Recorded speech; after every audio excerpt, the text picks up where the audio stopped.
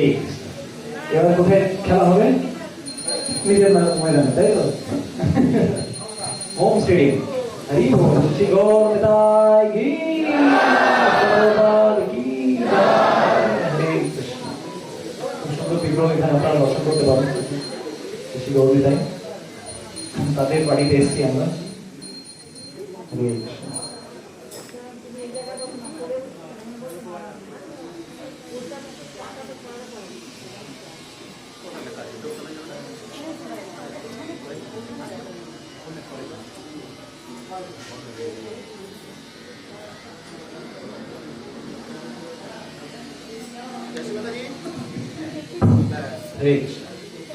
তো এবার এখানকার সম্বন্ধে কথা হবে, ঠিক আছে?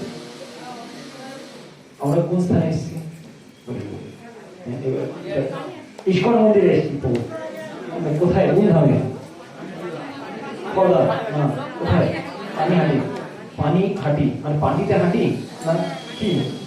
কোন হাঁটি? হাটে বাজারে পানিহাটি, জলে এইরকম মানে বের করলাম না, ঠিক আছে? তো পানিহাটি গ্রাম, সেই স্থানে আমরা এসেছি। আর এখন কোথায় ছিলাম আমরা কিছুক্ষণ আগে? কোন স্থানে ছিলাম? কোথায় ছিলাম? নিজের ভবনে, তাই তো? মাথাটা তো ওখানেই ছিল। কোথায় ছিল? বাড়িতে ছিল। আর যারা দূরে বসেছিলেন তারা তো বাড়িতেই দিয়ে চলে এসেছেন মাথাটা। আরে কোথায় আছেন, কি করছি, কিছু মনে মাথায় নেই। এখানে একটা একটু সবাইকে দেখতে পাচ্ছি আমরা। তো এই স্থানের সম্পর্কে আমরা চর্চা করবো, ঠিক আছে? কারা একেবারে প্রথমবার এখানে আসছেন হাত তুলুন সবাই। হরি বল।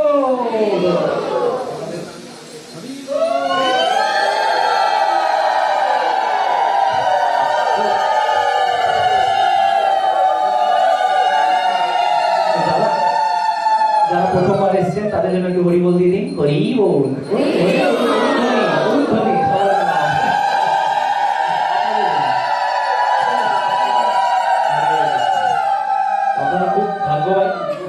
ভাগ্যবান যে আপনারা এখানে এসেছেন এই স্থানে, সেটা প্রথমবার। কারণ কলকাতার পাশে হওয়া সত্ত্বেও তার মানে এই নয় যে আমরা ধামে মানে যে কোনো সময় যেতে পারি। যতক্ষণ না ভক্ত সঙ্গ পাবো যে কোনো ধামে একা যেতে নেই। কারণ একা ওই ধামের মহিমা বুঝতে পারবেন না। অ্যাটলিস্ট সাথে কিছু ভক্ত, একটা ভক্ত আরো থাকা উচিত, যেখানে আপনি চর্চা করতে পারবেন, সেই ধামের ব্যাপারে জানতে পারবেন। একা কোনো সময় ধামে আসতে নেই। আপনারা ভক্ত সঙ্গে এসেছেন এই স্থানে। তো আমরা কি কি চর্চা করলাম শর্টে যদি রিভিশন করি? কোন স্থানে গেছিলাম? তো আমরা কি চর্চা করলাম? কিভাবে চৈতন্য মহাপ্রভু নিত্যানন্দ প্রভুকে কি বললেন? নির্দেশ দিলেন, আদেশ দিলেন, তুমি কি হও? গৃহস্থ ধর্ম পালন করো। আর শিগগিরই উনি কোথায় এলেন? একটা পুরো টলি নিয়ে, তাদেরকে অনেক জনের ভক্ত সঙ্গ নিয়ে মহাপ্রভু বললেন, যাও পশ্চিমবাংলায় প্রচার করো। আমি তো উড়িষ্যাতে আছি, বাঙালিদের প্রচার কে করবে? আপনারা ভাবতে পারছেন মহাপ্রভু বাঙালিদের প্রতি কত মানে আসক্ত ছিল। বাঙালিদের প্রচার হওয়া উচিত। এই কারণে মহাপ্রভুকে নিত্যানন্দ প্রভুকে পাঠালেন, তার সাথে 500 ব্যক্তিকে পাঠালেন এই স্থান। প্রথমে যখন আসলেন ওরা খুঁজলেন গঙ্গা কোথায়। তো গঙ্গা কখনো এদিকে যাচ্ছে, কখনো এদিকে যাচ্ছে, এই করতে করতে করতে একসময় পৌঁছালেন বাংলায়। প্রথম স্থান পানিহাটি। পানিহাটিতে কীর্তন শুরু হলো। কীর্তন করতে করতে অভিষেক হলো। সেই অভিষেকের ঘটনা বললাম আমরা। অভিষেক করতে করতে ফুলের মালার ঘটনা ঘটলো। বিভিন্ন ভক্তরা কি করালেন? ফুলের মালা। তখন নিতাই কি চাইলেন? কদম্ব ফুলের মালা চাই। কদম্ব ফুলের মালা কোথায় পাবো? দেশে লেবুর গাছে মাথা মিলে বসলো মনে কি লেবু, আমি মানে এক্স্যাক্টলি ওই গাছটা তো এখন নেই। যে লেবু গাছ শুনেছি, লেবু গাছে এখন ফুল ফুটেছে কদম্ব। সেই মালা নিত্যানন্দ প্রভুকে পড়ানো হলো। তারপর কি হয় মানে তারপর উনি সবাইকে কৃপা প্রদান করতে শুরু করেন। তারপর যা কীর্তন হয় কেউ ভাবতে পারবে না এমন কীর্তন। কতদিন চললো? 3 মাস। সে বাচ্চা হোক, বড় হোক, স্কুল টিচার হোক। স্কুল টিচারেরও ছুটি হয়ে গেছে, কি করবে? বাচ্চারা আসছে না স্কুলে, সব কিন্তু কীর্তনের অংশগ্রহণ। তারপর শেষে সেই কীর্তন একদিন মানে বিরাম হয়। তারপর নিত্যানন্দ প্রভুকে প্রসাদ ভোজন করানো হয়। নিত্যানন্দ প্রভু সেই বাচ্চাদেরকে মানে প্রসাদ খাইয়েছেন। এইগুলো আমরা সব চর্চা করলাম সেই স্থানে। তারপর কি চর্চা করলাম? রাঘব পণ্ডিত। কে কে আছেন কৃষ্ণ লীলায়? ভোগ আরতিতে আমরা কি গাই? হ্যাঁ, সেই ভোগ আরতিতে আমরা কি গাই? ধনিষ্ঠ আমিত্র, তাই তো? ধনিষ্ঠা নামের যে কবি আছেন তিনি আছেন কে? দময়ন্তী। আরেকজন গোপী আছেন তার নাম আছে গুণমালা। এরা দুজনই নিত্য সেবা কি করছেন? ভগবানের জন্য রন্ধন করা। সেই সেবা ওখানে করছেন, এখানে তাই করছেন। মহাপ্রভুর জন্য প্রতি বছর গিফট যেত, যাবে তো? প্রত্যেকটা দেখা করতে যাচ্ছে, কিছু গিফট নিয়ে যেতে হবে। কি নিয়ে যাবেন? বেস্ট জিনিস, খাওয়ার জিনিস। সবাই কিছু না কিছু নিয়ে যেত। দময়ন্তী দেবী 1 বছরের জন্য এত কিছু রান্না করে দিতেন, সেটা 1 বছর থাকতো। আর সব কিন্তু মহাপ্রভুর কাছে উনি প্রতিদিন কিছু না কিছু করে, প্রত্যেক দিন খাওয়ার পরে কিছু না কিছু নিতেন। আমরা কি দেখলাম খাবারের মধ্যে? তখন আমরা তো সংক্ষেপে শেষ করলাম সেই সময়টা। খাবারের মধ্যে কি কি ছিল? মুড়ির মোয়াটা ছিল, ওটা দেখেছি। মোয়াটা ছিল, আর কি ছিল? আর তেঁতুল আচারটা, একটু বড় বড় আচার ছিল, বড় বড় বলে মনে করছে। আর হ্যাঁ, আম ছিল, আম ছিল, আমের কি ছিল? আম শক্ত ছিল, আচার ছিল, আমও ছিল। মাধুরীরা খুব লক্ষ্য করেছেন খাওয়া দাওয়া, কিন্তু সব দেখানোর জন্য। নারিকেল, আমলকি। তো বলা হচ্ছে কি কি খাবারে থাকতো? আম্র কাসন্দি, কাসন্দি, কাসন্দি, আদা কাসন্দি, ঠিক আছে, ঝাল কাসন্দি, ঝাল, লেবু আদা, তারপর আম্রকলি, আবার অংশী, অংশী কি হয় জানি না, আম খন্ড, আচ্ছা, তেল আম্র, আম শব্দ, মানে আমেরই এত প্রকার, বিভিন্ন প্রকার, ঠিক আছে। তারপর পিস্তা নাড়ু, পিস্তা নাড়ু, কি বলছে বাবু, পেট খারাপ হয়ে যাবে তো, খরচ। তারপর নারিকেলের নাড়ু, তারপর ক্ষীরের নাড়ু, সলিড ক্ষীর, আর মোয়া, মাটির মোয়া দেখেছেন, মোয়াটা তো সবাই দেখতে পেয়েছেন। এই 4 জায়গায় সবসময় নিত্যানন্দ প্রভু থাকছেন, এত কিছু রান্না করে পাঠাতেন। আর প্রতিদিন শ্রী চৈতন্য মহাপ্রভু সেগুলো থেকে অংশ একটু একটু করে নিতেন। আর নেক্সট বছরের জন্য আবার নেক্সট লট, নতুন লট। আরেকটা জিনিস যেটা সব থেকে ভাবার জিনিস, সেটা হচ্ছে 1 বছর পর্যন্ত সব ফ্রেশ থাকতো। তারপর কি ওখানে আমরা দেখলাম শুকনো আমলকি ছিল, তাই না? মানে এত উনি কনসিয়াস ছিলেন, চেতনা এত ছিল যে মহাপ্রভু পেট যাতে খারাপ না হয়। অনেক রকমের কি বললেন, চিরতা, পেটু, মানে মানে যত ডাইজেস্টিভ জিনিস, হজম করানোর জন্য যে জিনিস থাকতো, যাতে মানে সবকিছু রকম। এত উনি কনসিয়াস ছিলেন যে মহাপ্রভু কি ভালোবাসবে। আর মহাপ্রভু কি খাচ্ছেন, শুধু সেই জিনিসটার অংশ মানে নিচ্ছেন না, তাতে কি দিচ্ছেন? ভক্তের কি নেন? ভগবান ভালোবাসা। তো ভগবান সেই ভালোবাসাটা গ্রহণ করছিলেন ওনার প্রেমে। তো দময়ন্তী দেবীর আমরা দেখলাম, দেখুন ওনাদের যে সেবা করার ভাবটা ছিল, সেটা হচ্ছে কি এত উচ্চস্তরীয় যে গণনা করা যাবে।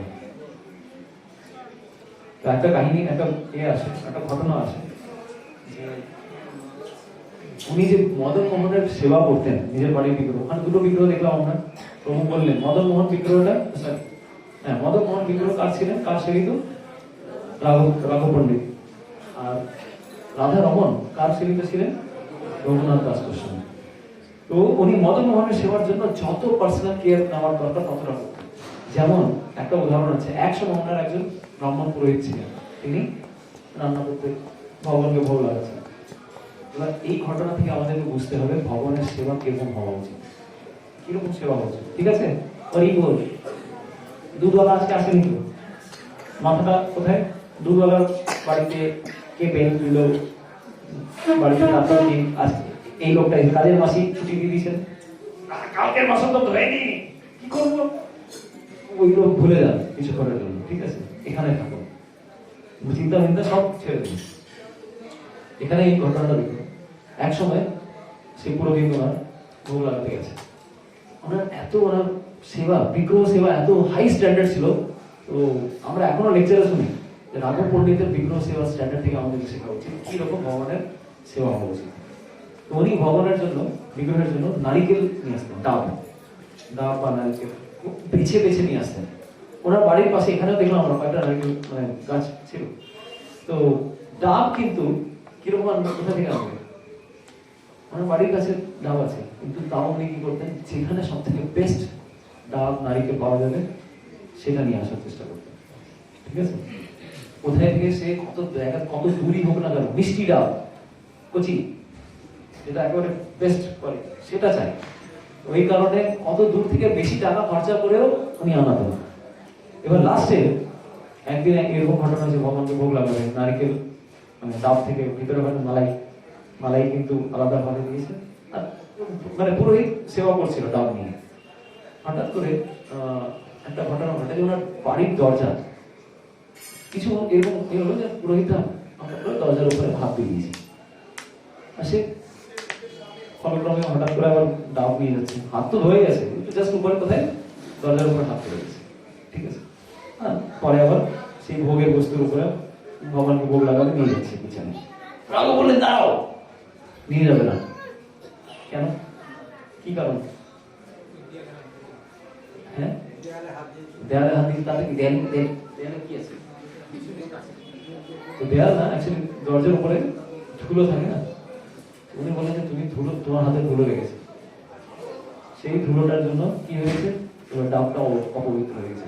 যতই টাকা আমি দিয়ে খরচা করেছি কোনো যায় আসে না, ফেলে দরকার, ভগবানের জন্য বেস্ট জিনিস। এই জিনিসটা উদাহরণ দেয়, কারণ ওনার ভাবনা ছিল অনেক সময় রাস্তা দিয়ে কেউ হাঁটছে, হেঁটে যাচ্ছে, এইরকম না জানি দেখুন ছুটি বানিয়েছে অনেক সময় খুব এত বেশি কেউ মানে না হয়, মানে হাত ধুয়ে যাচ্ছে, করোনার পরে তো সব হাত ধুয়ে যাচ্ছে, হাত ধুতে সাবুন। এবার এরকম না, এরকম ব্যাপার ছিল। রাঘব পণ্ডিতের মেন ইচ্ছা এটা ছিল যে যে কোনো রকম ভাবে ভগবানের শুদ্ধতা সহকারে আমাকে ভোগ লাগাতে হবে। অনেক সময় রাস্তা দিয়ে হাঁটছে কেউ, এই হাঁটার ধুলো দরজার উপরে যেতে পারে, আর সেই ধুলো কারো পায়ের ধুলো ভগবানের কাছে যাবে, এত চেতনা আমরা ভাবিও না অনেক সময় এইগুলো। এই স্ট্যান্ডার্ড গুলো যে ভগবানের সেবা কিন্তু বেস্ট কোয়ালিটি হওয়া উচিত, সেটা আমরা রাঘব পণ্ডিতের কাছে জানতে পারি। ঠিক আছে, তো এই ভাবনা নিয়ে তো আমাদের কি শিখতে হবে, এখানে আমরা এসেছি ভগবানের নিত্য অংশ পার্শ্বদ, তাদের কাছে আমরা কি প্রার্থনা করতে পারি, ভগবান আমরা যাতে আপনাদের মতো তো না, দময়ন্তী আর রাঘব এনাদের মতো সেবা না করতে পারলেও অ্যাটলিস্ট কিছুটা তো আমরা ভালোভাবে সেবা করতে পারি। আর আমরা কি করলাম, এই স্থানে শ্রী নিত্যানন্দ প্রভু 3 মাস ধরে কন্টিনিউয়াস কীর্তন করেছে, সাধারণ স্থান না। যেমন একটা উদাহরণ দেওয়া হয়, বলছি উদাহরণ দিই, হিরোশিমা নাগাসাকি কি হয়েছে ওখানে, অ্যাটম বম্ব ফেলা হয়েছিল। এখনো সেখানে গেলে কি পাওয়া যাবে, কিছু কোনো গাছ টাছ হয় না ঠিক মতো, কারণ ওখানে এত রেডিও অ্যাক্টিভ জিনিস আছে, পরমাণু এত মানে রেডিয়েশন আছে, সবার কিন্তু ক্যান্সার হয়ে যাবে ওখানে গেলে এত বছর পরেও। আরে এখন কি এখান থেকে হাজার হাজার বছর পরেও কিন্তু গেলে সেখানে কিন্তু খুব রেডিয়েশন থাকবে। ঠিক তেমন ভাবে আমরা যে কোনো ধামেই যাই না কেন, সে কোথায়, সে মায়াপুর হোক, বৃন্দাবন হোক, দ্বারকা হোক, সে যে কোনো জায়গায়, যেহেতু ওখানেও কিন্তু কি হয়েছে, ভগবানের লীলা হয়েছে, আধ্যাত্মিক, সেই আধ্যাত্মিক লীলা ভাইব্রেশন গুলো কি থাকে, থেকে যায় সেই জায়গায়। আমাদের কি কাজ করতে হবে, আমাদেরকে সেই ধামের ভাইব্রেশনের সাথে আমাদের ভাইব্রেশনটাকে মিলাতে হবে, মনোভাবটাকে ভৌতিক মনোভাব না নিয়ে আধ্যাত্মিক মনোভাব নিয়ে সেই জন্য ধামে আসা হবে। আর এই স্থানে আরেকটা এরকম একটা বড় ঘটনা হয়েছে, সেই কারণে আমি বলতে চাইছি যে এই স্থানটা আরেকটা কারণের জন্য খুব স্পেশাল স্থান। গঙ্গার ধারে, ভাবতে পারছেন বিষ্ণুর আরাধনা এবং বিষ্ণু বিগ্রহের সামনে গঙ্গার ধারে আপনারা এসছেন, বলা হচ্ছে গঙ্গার ধারে কেউ এসে বিষ্ণু বিগ্রহের সামনে এসে যদি হাততালি দেয় কিরকম, হরি বল, ভগবানের সামনে এসে হাততালি দেয়, হাততালি দিন, হরে হরে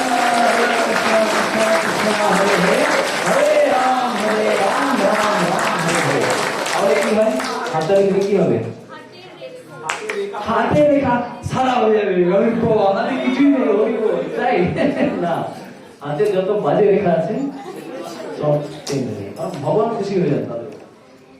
আরে ভাবুন, কলকাতায় আমরা থাকি, কলকাতার ধারেই আছে, কিন্তু আমরা অনেকটা দূরে থাকি, সেটা আলাদা ব্যাপার, কিন্তু আমরাও কিন্তু ভাগ্যবান, ট্যাপ চাপা বলে সব কিছু গঙ্গার জল খাচ্ছি। তালার যত ইয়ে কলকাতাতে সব গঙ্গার জলই দেওয়া ফ্রেশ। একদিক থেকে আমরা কত কিছু করছি অলরেডি, যা অন্য কিছু চলছে বাঙালিদের, সেটা বলবো না, কিন্তু মানে অনায়াসে কিন্তু আমরা কি করছি, কিছু না কিছু আমরা ভক্তিতে উন্নতি করছি। একদিক থেকে গঙ্গার ধারে বিষ্ণু সেবা করছি, কীর্তনের অংশগ্রহণ করছি, আমরাও কিন্তু ভাগ্যবান। কিন্তু এত কাছে গঙ্গা, এই স্থানে ভাবতে পারছেন কত কিছু মিলা হয়েছে। এই স্থান দিয়ে গঙ্গা হাজার হাজার বছর ধরে চলছে, আসছে কোটি কোটি বছর ধরে এখান দিয়ে যাচ্ছে। এই স্থানে কত ঋষি মুনিরা এসে গঙ্গার ধারে। তো আমরা কি করলাম, পাশে আরেকটা স্থান আছে, শুরুতে বলেছিলাম ওই স্থানে গেছিলাম। কোথায়? এবার আপনারা এখানে আছেন, এখান থেকে 50 মিটার ওইদিকে চলে যান, উত্তরের দিকে। কোন জায়গায়? বটের কাছে তলায়। সেই স্থানে আরেকটা এরকম খুব বড় একটা লীলা হয়েছে, সেই স্থানের ব্যাপারে আমরা বলার চেষ্টা করবো। দেখুন এই জায়গাটা কত আমরা ভাগ্যবান, পাশে খড়দহ আছে, আনন্দ গৌরঙ্গ পুত্র আরে এই সব লুকিয়ে আছেন প্রভু, মুড়ি খাইয়েছে সকালবেলা, কি খবর বলে দেবে। তো খড়দহ জায়গাটা কি জানেন কেউ?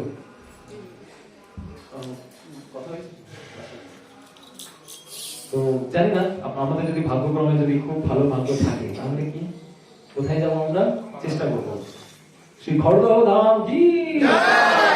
খড়দহ হচ্ছে নিত্যানন্দ প্রভুর বাড়ি, কত কাছে, 5 কিলোমিটার মধ্যে, 4-5 কিলোমিটার, খুবই কাছে। আর এইগুলো মানে প্রতিদিনে যাওয়া আসার মতো জায়গা, খড়দহ, পানিহাটি, সোদপুর, এইসব। তো আমরা কি বললাম, নিত্যানন্দ প্রভু কোথাও তো অবস্থান করে হবেন, গৃহস্থ ধর্ম নেওয়ার পরে কোথায় বাড়ি বানিয়েছিলেন? 3 BHK ফ্ল্যাট, নিউ টাউন, সুখ বৃষ্টি, সুখ বৃষ্টি। এবার আমি প্রথমবার সুখ বৃষ্টি, এবার বাংলাতে সুখ বৃষ্টি মানে সুখের বৃষ্টি হচ্ছে, ঠিক আছে। সেটা কত বৃষ্টিতে সবাই বুঝতে পেরেছি কোন বৃষ্টি হয়েছে, ঠিক আছে। সব ঢেউ 7 দিন 8 দিন 10 দিন ধরে জল বের করছে, বের হচ্ছে না। এবার আমি হিন্দি বোর্ডে পড়েছি, সুখ SUKHO বৃষ্টি, সুখা সুখা বৃষ্টি, সুখা জায়গায় শুকিয়ে দিয়েছে সবাই এই জায়গাটাকে, সুখা বৃষ্টি, এমন একটা জায়গা। কিন্তু সবাই, আমি কেন বলতে চাইছি, আমরা সবাই কি খুঁজি, কোথাও এক জায়গায় থাকতে চাই, গৃহে। নিত্যানন্দ প্রভু কোথায় চুজ করলেন, কোথায় এসে বাড়ি বানাবো? খড়দহ। সেই জায়গায় নিয়ে অনেক ঘটনা আছে, যদি ভগবান চাই, আজকে গরিবটাই চাই, তাহলে আমরা সেই জায়গার ব্যাপারে বলবো। কিন্তু আপাতত আমরা যে স্থানে এসেছি সেটার ব্যাপারে বলা খুব জরুরি, ঠিক আছে। তো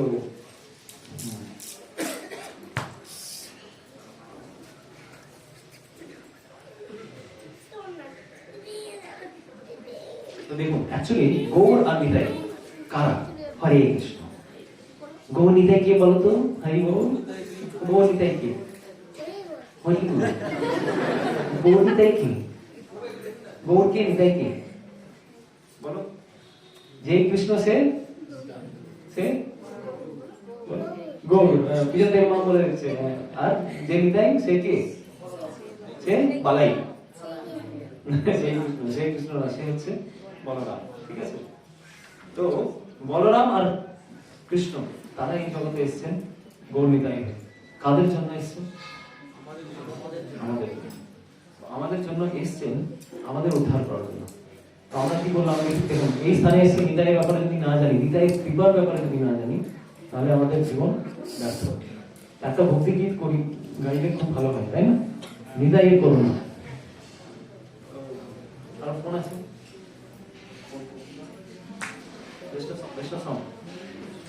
নিতাইয়ের করুণার উপরে আমরা একটা ভক্তি গীত গাইব, ঠিক আছে। সবাই জানেন বাঙালি এই ভক্তি, আমার তো বই যদি থাকে আসলে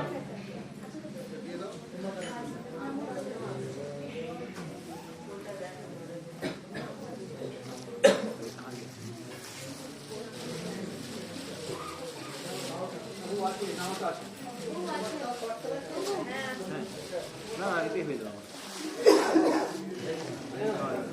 আপনার ওটা আপনার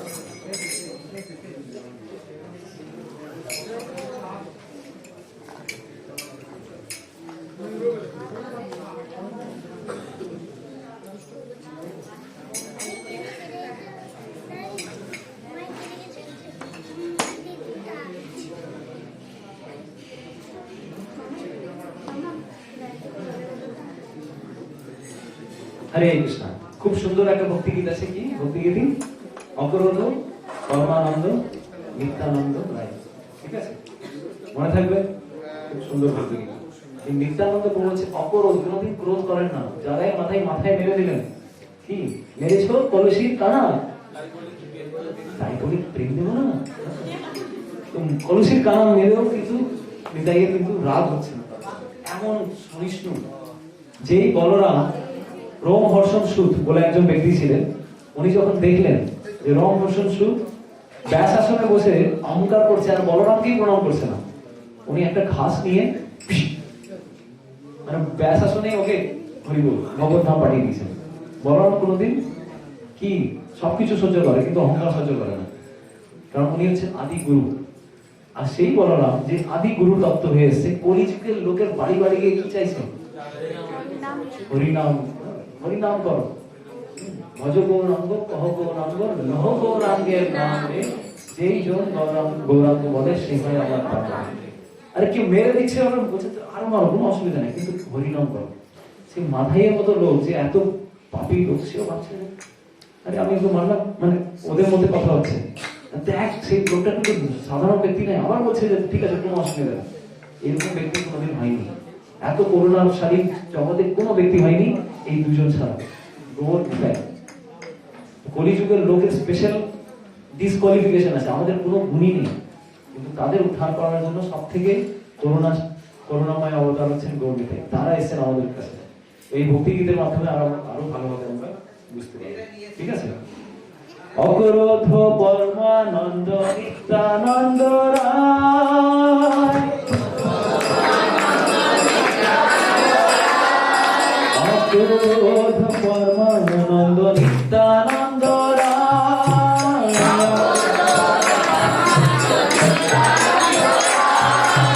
অকরোধ পরমানন্দ নিত্যানন্দ রায়,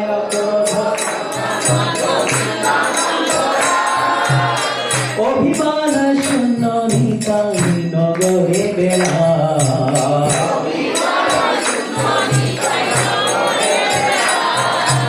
অভিমান শূন্য নিতাই নগরে বেলা,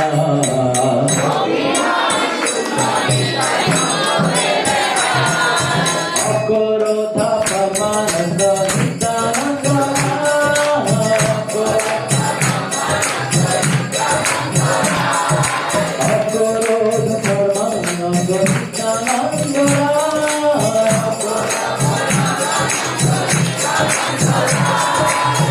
অধম পতিত দিবে বারে বারে গিয়া,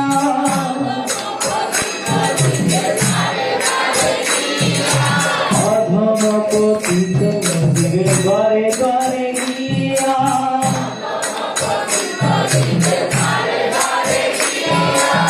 হরিনাম মহামন্ত্র দিচ্ছে না বিলাইয়া,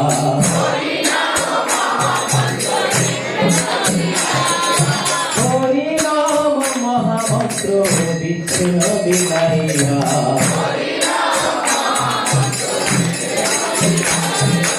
অকরোধ পরমানন্দ নিত্যানন্দ রায়, অকরোধ পরমানন্দ নিত্যানন্দ রায়,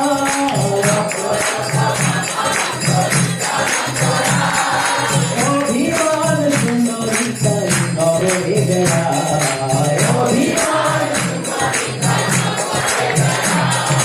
অভিমান শূন্য নিতাই নগরে বেলা,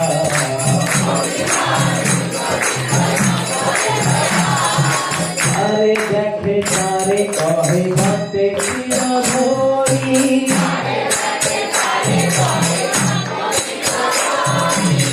যারে দেখে তারে কহে ভক্তে কৃষ্ণ ধরি,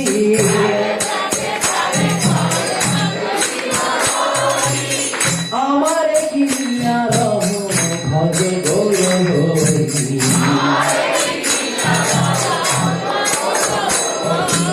আমারে কিনিয়া রহ বল গৌর হরি,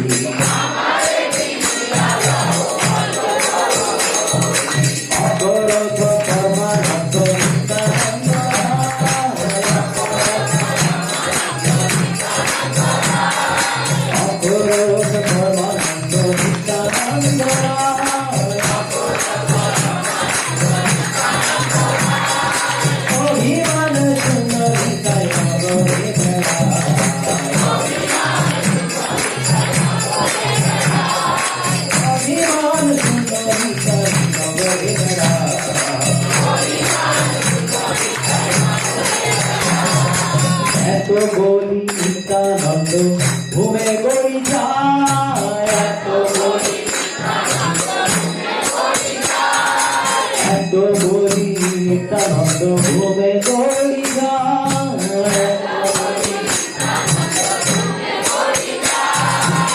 সোনার পর্বত যেন ঘুরাতে লোটা,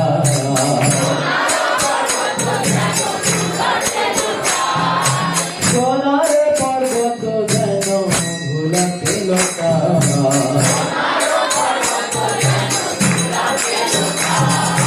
অগরত কমল নিত্যানন্দ,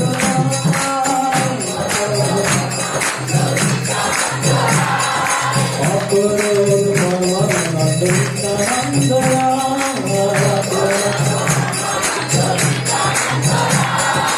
অভিমান সুন্দরিতায় নগরে বেড়া,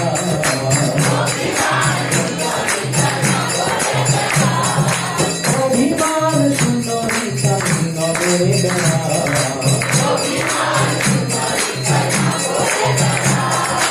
হেন অবতারে তার বিনা জমিল,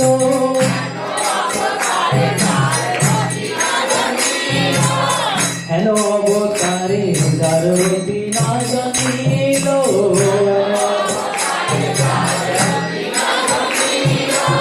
লোচন বলে সেই পাপি এলো আর গেল,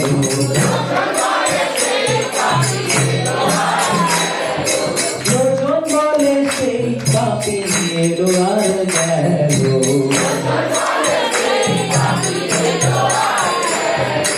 অপরূপ পরমানন্দ নিত্যানন্দ,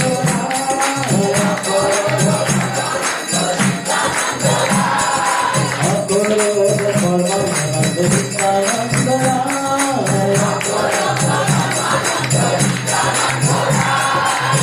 অভিমান শূন্য নিতাই নগরে বেড়া,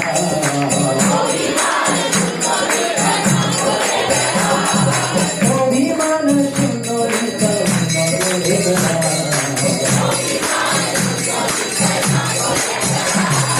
হরে কৃষ্ণ হরে কৃষ্ণ কৃষ্ণ কৃষ্ণ হরে হরে, হরে রাম রাম রাম হরে হরে,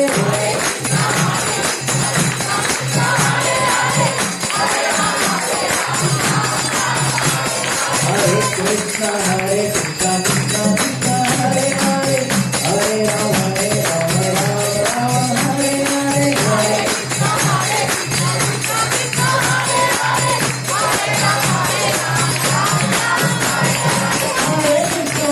कृष्ण कृष्ण कृष्ण हरे हरे, हरे राम राम राम हरे हरे, हरे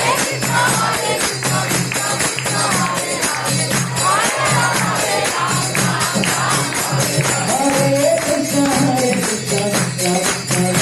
कृष्ण हरे हरे, हरे राम राम राम हरे हरे,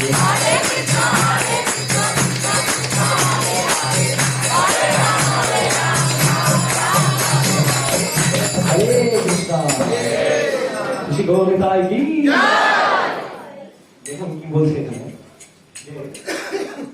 সবাইকে কি বুঝাইছেন, যেই ক্রিম যেই ঘাস নিয়ে আমরা কি বললাম 5000 বছর আগে সেই বললাম কি করেছিলেন, রোমহর্ষণ সুদকে হাতে শুধু ঘাসের ক্রিম নিয়ে এরকম জাস্ট ফেললেন, সেটাই কিন্তু ব্রহ্মাস্ত্রের কাজ করলো, সে ব্যাসাসনে বসেছিল, হরি বল ব্যাসাসনে ওনার বল, কারণ সামান্য রূপে উনি কি দেখিয়েছেন, অহংকার। বলরাম এসছেন সেই সভাতে, কিন্তু বলরামের সম্মান করার জন্য উঠেননি, কিন্তু কলিযুগের লোক যদি এখানে আসেন আর নিতাই যদি আসতেন বা বলরাম আসতেন, তাহলে কি দেখবেন, মাস মর্ডার, তাহলে কাকে কাকে কাকে উদ্ধার করবে বলুন? অফকোর্স ভগবান যদি কাউকে বধ করেন তারও উদ্ধার হয়, কিন্তু বলরাম কোনোদিন হরে কৃষ্ণ শ্রী গৌরীদার কি কিন্তু সেই বলরাম যখন কলিযুগে এসছেন কার ভাব নিয়ে, মনোভাব নিয়ে এসছেন, মহাপ্রভু মনোভাব নিয়ে এসছেন। মহাপ্রভু নির্দেশ দিয়েছেন আরে তুমি কাকে কাকে মারবে, সবাই তো অসুর হয়ে বসে আছে, সবাই হচ্ছেন জগাই মাথায়, আর জগা মাথায় থেকে বেশি অধম আমরা আছি। এইরকম লোকের কাছে গিয়ে দেখুন মহাপ্রভু যখন নির্দেশ দিলেন, এমনকি গৃহস্থ ধর্মতে যাওয়ার আগেও মায়াপুরে মহাপ্রভু প্রথম নির্দেশ দিলেন তাকে দুজনকে, যাও তোমরা হরিনাম প্রচার করো। নিত্যানন্দ প্রভু আর আরেকজন হরিদাস ঠাকুর, যাও বাড়ি বাড়ি যাও। তাও অনেকে বাড়ি বাড়ি সব গিয়ে প্রচার করছিলেন, গজ গৌরাঙ্গ, বল গৌরাঙ্গ, গৌরাঙ্গের নাম দিয়ে। আর মুখে কি রাখতেন? তৃণগ্রাস। কেন রাখতেন? কি দেখায়? এবার আজকে আমরা যদি মুখে, আমরাও স্ট্র নিই, স্ট্র মানে তো স্ট্র, কিন্তু আমরা স্ট্র কি জন্য নিই? কোল্ড ড্রিঙ্ক খাওয়ার জন্য। কিন্তু উনি অ্যাকচুয়াল স্ট্র রাখতেন। স্ট্র মানে কি? ক্রিম, ঠিক আছে? স্ট্র বাংলাতেও আর ইংলিশে মানে একই হয়, ক্রিম, ঠিক আছে? কিন্তু আমরা কি করি? হয়তো কোল্ড ড্রিঙ্ক খাবো। কিন্তু এখনকার দিনে কেউ ক্রিম রাখে না, যে আমি আপনার প্রতি নম্র নিবেদন করছি ক্রিম রেখে। কিন্তু 500 বছর আগে এটা মানে এটা ছিল, যেমন একটা পশুর মুখে ক্রিম থাকে মানে কি? সে দিনহীন পশু আছে। পশুরাই তো মুখে ক্রিম রাখে, চিবাচ্ছে, খাচ্ছে, ওদের খাবার ওটা। তার মানে এটা যে কোনো ব্যক্তির কাছে যদি কেউ ক্রিম নিয়ে যেত, তার মানে এটাই বলতো যে সে কিন্তু সেই লোকটার প্রতি শরণাগত হয়েছে, মনোভাব মানে নম্র মনোভাব নিয়ে প্রস্তুত হয়েছে। কিন্তু যে বলরাম, যে সৃষ্টিকর্তা, কৃষ্ণের প্রথম অংশ, কৃষ্ণের ডান পাশ দিয়ে কে বেরিয়েছেন? বলরাম, বাম পাশ দিয়ে রাধারানী। আর রাধারানী গোপীদের মধ্যে প্রকাশ করেছেন। আর যত বিষ্ণু তত্ত্ব আছে, কারণ বিষ্ণু, ক্ষীরোদক্ষাই বিষ্ণু, গর্ভদক্ষাই বিষ্ণু, সব ডান পাশ দিয়ে দিয়েছে। কৃষ্ণ নিজে কিছু করছেন না, সব বলরাম করছেন। সৃষ্টি করার কাজ, সংকর্ষণ, এগুলো আমরা শুনেছি ইনি করছেন। আর ইনি যে পুরো জগৎকে সৃষ্টি করেছে, কোথায় এসছে? 500 বছর আগে এই জগতে। আর আসার পরে কি বলছেন? কৃষ্ণের নাম নিয়ে। আর কলিযুগের মানুষ বাড়ি বাড়ি যেতেন, ঠকাতেন। এবার যদি আমরা যাই কি গীতা ডিস্ট্রিবিউট করতে, কোথায়? সূক্ষ্ম বৃষ্টি। সূক্ষ্ম বৃষ্টিতে আমাদের উপরে বৃষ্টি করে, যায় না, কোথায় কে কে সবচেয়ে আছে ভিক্ষা করতে। কিন্তু নিতাই আর হরিদাস ঠাকুর সব এইটাই করে এসেছেন। বাড়ি বাড়ি গিয়ে কি বলছেন? হরিনাম করে। মুখে 3 ঘাস নি। কেন? আরে যে ভগবান আছে সে নম্র হয়ে যাচ্ছে কলিযুগের লোকের কাছে, কারণ কলিযুগের লোক কার কাছে নত হতে চায় না। আমাদের এত অহংকার চলছে, না পুজো হচ্ছে, তাদের কাছে ভগবান এসে নত হয়ে যাচ্ছে। ভাই তোমারই কল্যাণ হবে, ভগবানের নাম করো।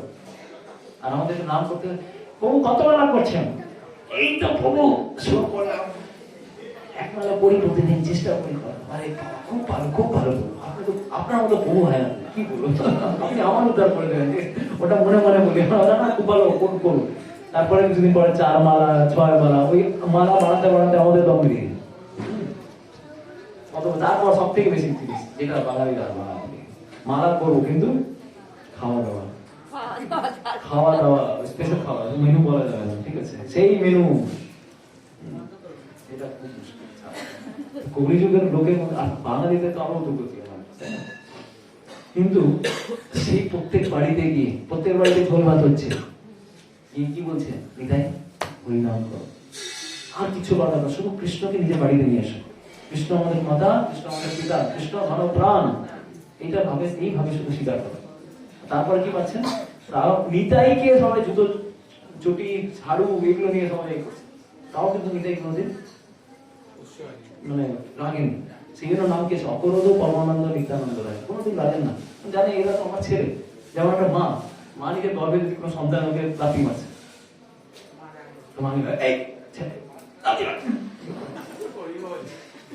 মা কি করে মনে করে আমারই তো ছেলে আছে, সব কি করে, সব অপরাধ ক্ষমা করে দেয়। সেরকম ভাবে ভগবান জানে আমারই সন্তান আছে, ঠিক আছে? এই মনোভাব নিয়ে গৌরীরা এসেছেন আমাদের উদ্ধার করার জন্য।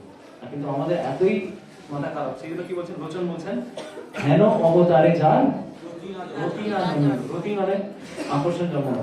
আর এই অবতারে আকর্ষণ জন্মানো কার অবতারে জন্মাবে? লোচন বলে সেই পাপি পাপি। এর থেকে এত স্পেশাল অফার পাচ্ছিস, ডিসকাউন্ট অফার। এখন আমাদের কি যায়? আমাদের বিলিয়ন ডে সেল যায়, স্পেশাল অফার, ডিসকাউন্ট অফার। কিন্তু এত ডিসকাউন্ট অলরেডি দেওয়া হচ্ছে, তাও তুমি কৃষ্ণের নাম নিচ্ছ। এইটা হচ্ছে আমাদের এত মাথা খারাপ, মানে দুর্ভাগ্য আর সীমা নেই এরকম পরিযুগের লোক। এটাই বলছে।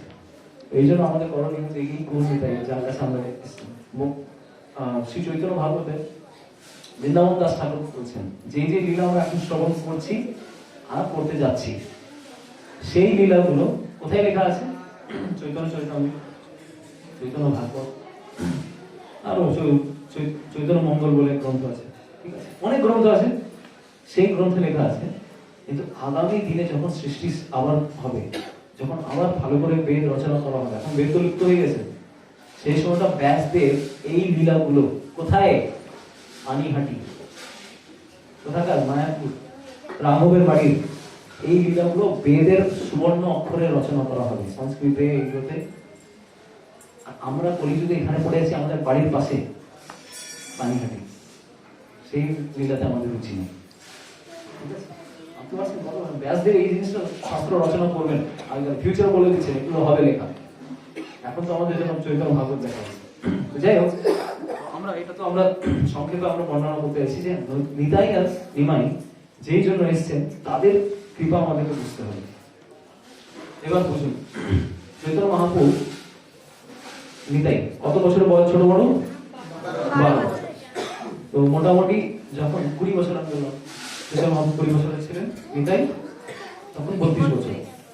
তো সেই সময়টা উনি অংশগ্রহণ করেন হরিদাস ঠাকুরের সাথে, যখন আবার মিলিত হন হরিদাস ঠাকুরের সাথে প্রচারে গেল।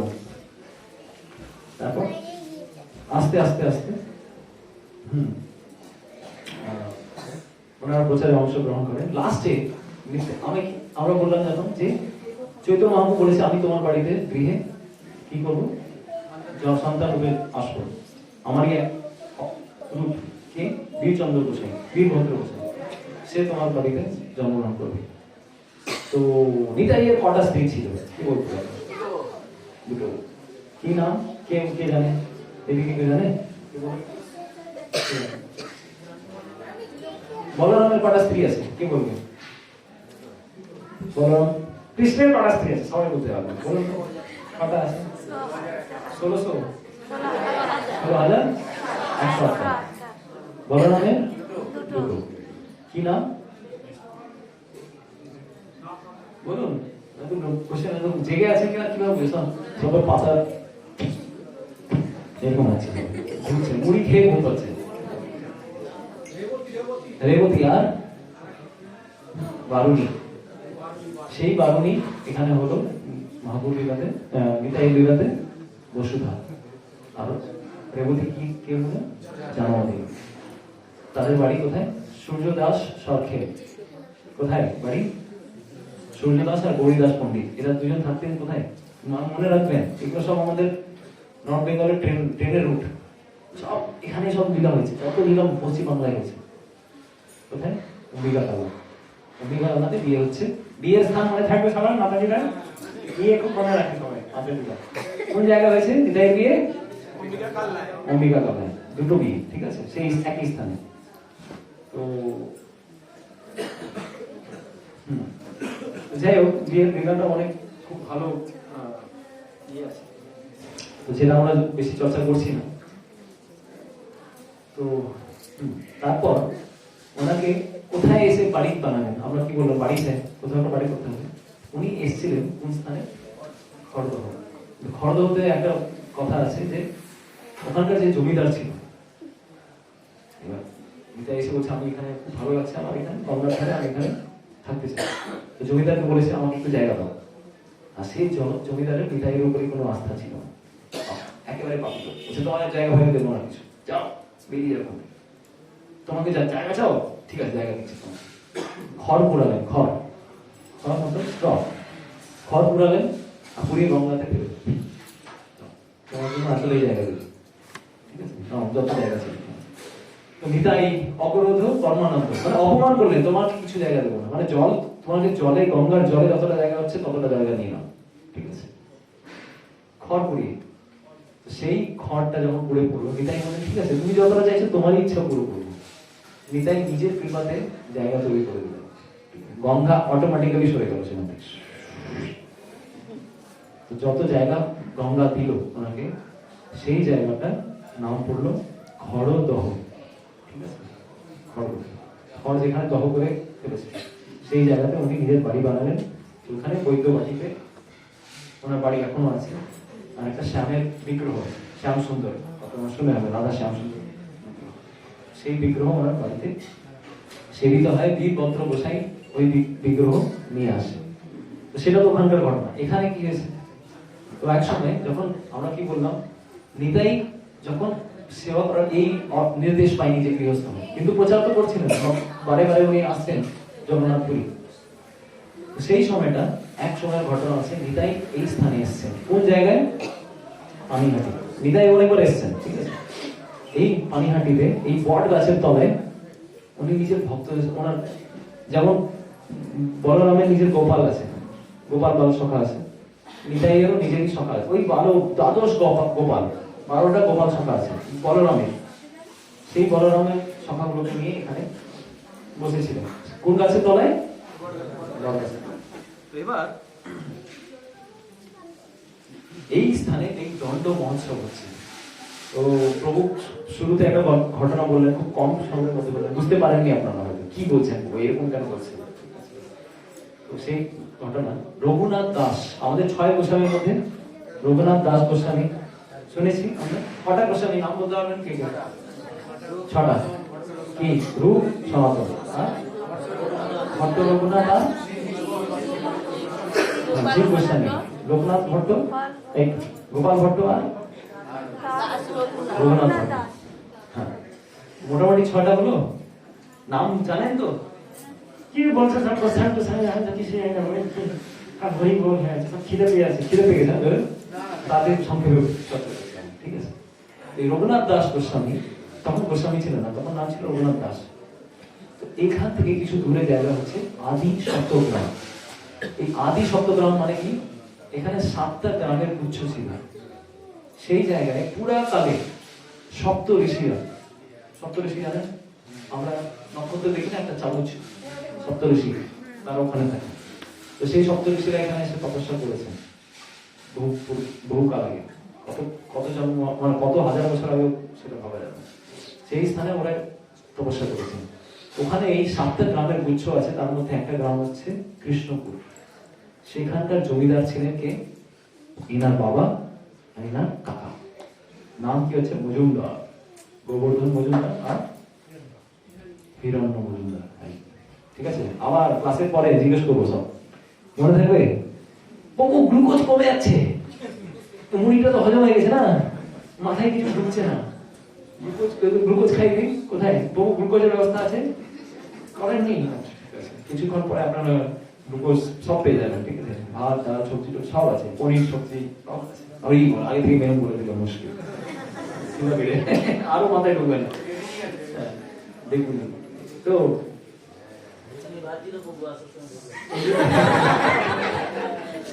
রঘুনাথ দাস, ওনার কাকা কি নাম?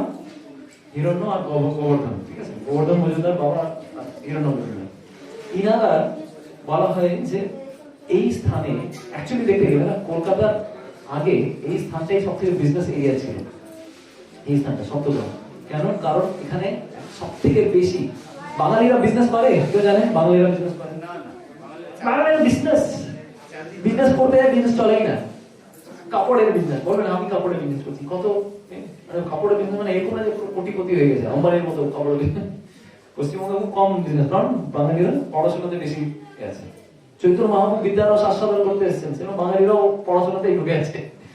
কিন্তু একটা সমুদায় আছে, দেখবেন যেমন গুজরাটিরা, মারওয়াড়িরা, সিন্ধিরা, যত জায়গায় এদের বিজনেস মেন্টালিটি সবসময় থাকে। কিন্তু বাঙালির মধ্যে একজন বিজনেস মেন্টালিটির লোকেরা থাকতেন, তাদের নাম হচ্ছে সুবর্ণ বণিক।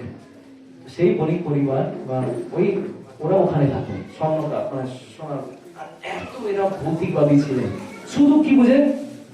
পয়সা, পয়সা, পয়সা ছাড়া কিছু বুঝে না, লোককে বুঝে না, কাউকে বুঝে না। মানে এমন দুর্ভাব পেয়েছিল, অবস্থা ছিল যে এদেরকে কেউ উদ্ধার করতে পারবে কেউ মনে করতে পারছে না। এরা তো সব থেকে পবিত্র, এদেরকে কেউ উদ্ধার করবে? এদের উদ্ধারের দায়িত্ব কে নেন? শ্রী নিত্যানন্দ। আমরা বললাম প্রচারক বেরিয়েছেন, পশ্চিমবাংলায় প্রথমবার এলেন পানিহাটি, কিন্তু তারপরে প্রচার করেছেন কোথায়? কালনা, কাটোয়া, সব জায়গায়, আশেপাশে যত জায়গা ছিল নিতাই প্রচার করেছেন। প্রত্যেক বাড়ি বাড়ি গিয়ে দরজায় দরজায় নক করে করে প্রচার করেছেন, হরিনাম করো। এদের প্রচার নিতাই করেছেন। এনাদের মধ্যে এই দুজন কি বললাম আমরা, জমিদারি লোক ছিলেন। আগেকার দিনে জমিদার থাকতেন, জমিদার। তো এদের সিস্টেম এটা ছিল, এনার বাবা আর কাকা এত সম্পত্তি ছিল। এখনকার দিনে ভাবুন কত সম্পত্তি হবে। একটা সোনার কি কি বলে মুদ্রা, কয়েন, কত কত কত ভরি কত তোলা হবে বলুন, ভাবা যায় কত হবে? যাই হোক, এটাই আছে। তো এনার প্রতি বছরের আয় ছিল কত? উনি ট্যাক্স কালেক্ট করতেন, পশ্চিমবাংলায় এত ট্যাক্স ছিল 20 লক্ষ সোনার মুদ্রা, ভাবতে পারছেন? উনি লোকেদের কাছ থেকে কর হিসাবে নিতেন। আর রাজাকে দিতে হতো কত? 15 লক্ষ।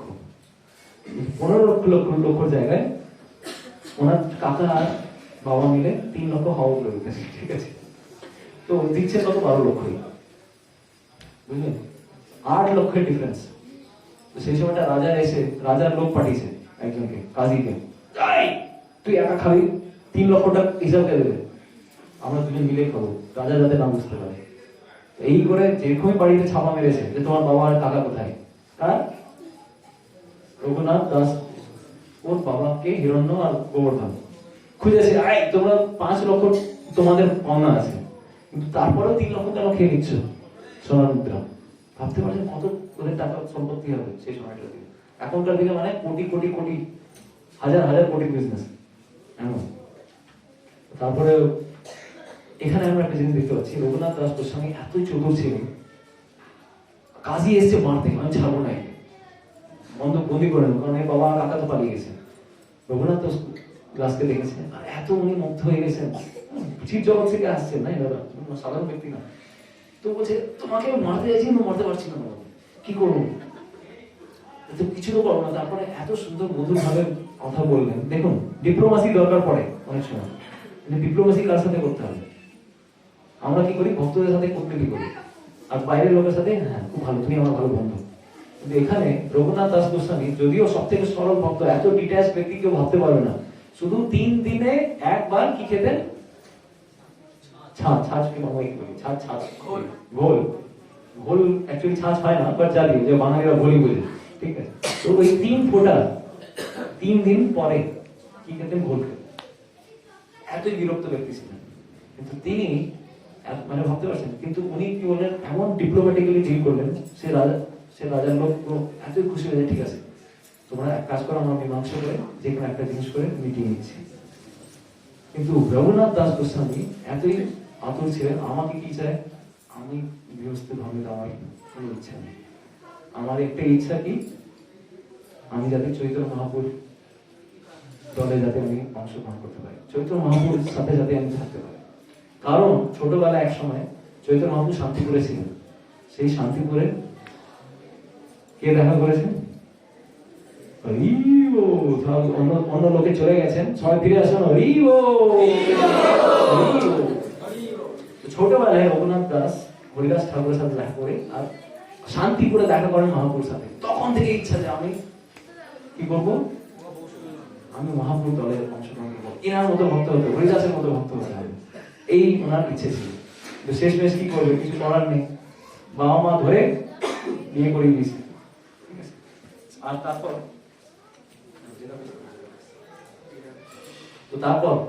ঘটনাক্রমে বিয়ে হয়ে গেছে, এবার করবে, পালাতে তো পারবো না, পালাতে চাইছে তো পালাতে পারছে না, অনেকবার চেষ্টা করেছে যে আমি বাড়ি ছেড়ে পালিয়ে যাবো, ঠিক আছে, বিয়ে হয়ে তারপর হবে কি অবস্থা, চাপ হয়ে যাবে। যত প্রভুজিরা আছেন হরি বল, আপনাদেরকে ধরার জন্য মাথায় টেনশন হয়ে যাবে, ঠিক আছে। এই ঘটনা হচ্ছে রঘুনাথ দাস গোস্বামী কিভাবে পালা যায় বাড়ি থেকে, কিভাবে চৈতন্য মহাপ্রভুর কৃপা লাভ করেছে। কিন্তু এখানে আরেকটা ঘটনাও দেখছি আমরা, সেই নিত্যানন্দ প্রভু গৃহস্থ ধর্ম থেকেও কিন্তু প্রচার করেছে। ডিপেন্ড করছে যার যেরকম নেচার, সেই নেচার হিসাবে আমাদেরকে এগোতে হবে। এখানে রঘুনাথ দাস কি হলো, অনেকবার বাড়ি থেকে পালানোর চেষ্টা করছে, আর ওনার বাবা বড় জমিদার, সবসময় গার্ড দিয়ে রাখতেন, কোনো মতে যাতে আমার ছেলে পালাতে না পারে, যেই দিন পালাতো ওই দিন ঠিক ধরে নিয়ে চলে আসতো, সব সময় মানে কেউ কেউ আছে। এক সময় ভেবেছে কি করবো, পরে জানতে পেরেছে সপ্তগ্রামের পাশে ওনার বাড়ি, বেশি দূর না, জানতে পেরেছে নিতাই এখানে এসছে। কোন জায়গায়? পানিহাটিতে। আমার একমাত্র উপায় আছে, যদি আমাকে চৈতন্য মহাপ্রভুর কৃপার অংশ লাভ করতে হয়, তো নিতাই আমাকে করতে পারবে, নিতাই এরকম কৃপা দিতে পারবে। নিতাই কৃপা বিনা নিমায়ের কৃপা পাওয়া যাবে, তাই তো? হরে কৃষ্ণ, হরি বল। তো তো নিতাইয়ের কৃপা চাই, উনি ভাবলেন এইটাই একটা গোল্ডেন অপরচুনিটি, কি করলেন, বেরিয়ে চলে গেলেন। এবার তার সাথে কে এসছে, সব মানে ওনার বডিগার্ড সবাই এসছে সাথে।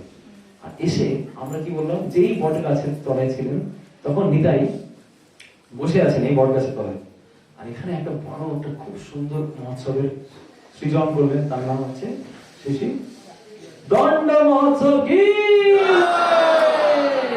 এবার দণ্ড পাবে কে, পাবে চোরকে দণ্ড দেওয়া হবে। চোর কে আছেন এখানে, রঘুনাথ দাস। এবার রঘুনাথ দাস এসছে, এত ভাবতে পারছেন যে মানে ভাবছে যে আমি বাড়ি থেকে বেরিয়ে যেতে চাই, সেই গৃহ তার জন্য একটা বন্ধ মানে আগারের মতো ছিল, জেলখানার মতো ছিল। সেই জেলখানা থেকে বেরোতে চাইছেন শ্রী রঘুনাথ দাস করছেন। সে এখানে এসে দূরে দাঁড়িয়ে আছে, পাশে আসেনি, দূরে দাঁড়িয়ে আছে। নিত্যানন্দ বাবু জানতে পেরেছেন, ওনাকে বলেছিল নিত্যানন্দ বাবু এসছে, রঘুনাথ এসছে, রঘুনাথ এসছে। ওকে, কোথায়, ওই দিকে পাচ্ছেন, এই চল এদিকে আয়, অনেকদিন থেকে চুরি করছি, দাঁড়া তুই এখানে, তোকে আজকে আমি ধরেছি, চল এদিকে আয়। এবার ও দূর থেকে প্রণাম করছিল, পাশ থেকে যাচ্ছে না, পাশে যাচ্ছে না। আমি এত অধমপতি জীব আছি, আমি চাইছি মহাপ্রভু কৃপা পেতে, আমি কিন্তু কৃপা পাচ্ছি না, কি করবো। তো এই স্থানে সেই রঘুনাথ দাস গোস্বামী এখানে এসে প্রণাম করেছেন। দেখুন ওনার মা বাবা মানে এতবার পালিয়েছে, একটা আমি ইয়ে থাকলে আপনারা বুঝতে পারবেন, একটা শ্লোক আছে বাংলা, যে এতবার সে পালানোর চেষ্টা করছে, প্রতিদিনই পালাতো মোটামুটি, আর প্রতিদিনই ধরে নিয়ে চলে আসতো। তো ওনার মা কি বলছে, পুত্র বাতুল হইল ইহায় রাখো বাঁধিয়া, তার পিতা কহে তারে নির্বিন্ন হইয়া। মা বলছে আরে একে ধরে রাখো, পালিয়ে যাচ্ছে বারবার, কি করা উচিত। ওনার বাবা কি বলছে, বাবা বলছে তোমার কি মনে হয় একে বাঁধবে তুমি, এ যার কথা এবার শোনো, ইন্দ্র সম ঐশ্বর্য স্ত্রী অপ্সরা সম, এই সব বাঁধিতে নারী নারী লেক যার মন। বুঝতে পারলেন, স্ত্রী কার মতো, অপ্সরা সম, আর ইন্দ্রের মতো ঐশ্বর্য, এত টাকা পয়সা যার কাছে আছে সে তাকে বাঁধতে পারছে না, যার স্ত্রী এত সুন্দর অপ্সরা সম, আর এইসব বাঁধিতে পারছে না, আমরা বাঁধতে পারবো? কতদিন তুমি বাঁধতে পারবে এরকম ছেলেকে, বাতুল ছেলেকে? তারপর বলছে দড়ির বন্ধনে তারে রাখিবা কি মতে, জন্মদাতা পিতা নারে প্রারব্ধ খণ্ডাইতে। মানে বলছেন জন্মদাতা আমরা মা বাবা আছি, কিন্তু আমরাও প্রারব্ধ, ওর ভাগ্যে কি লেখা আছে আমরাও কিন্তু খণ্ডন করতে পারবো না। এইরকম ছেলেকে তো দড়ি দিয়ে বাঁধা যাবে না।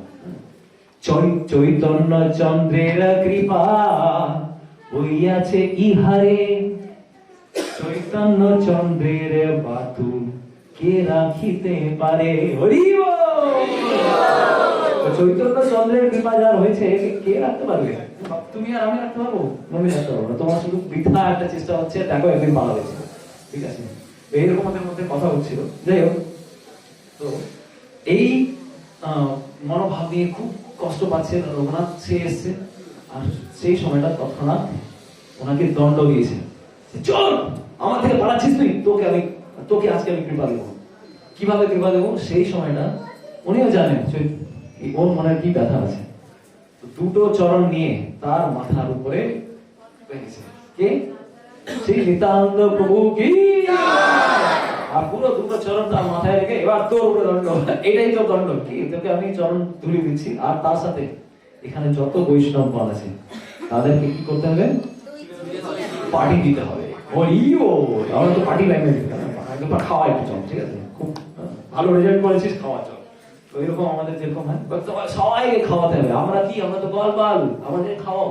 এই তো প্রাকৃতিক পরিবেশ, এই সেই গঙ্গা মানে আমাদের জন্য যমুনা, আর আমার এইসব দ্বাদশ গোপাল, খাওয়াও সবাইকে ভালো করে, যত বৈষ্ণব আছে সবাইকে খাওয়া, এটাই তোমার শাস্তি।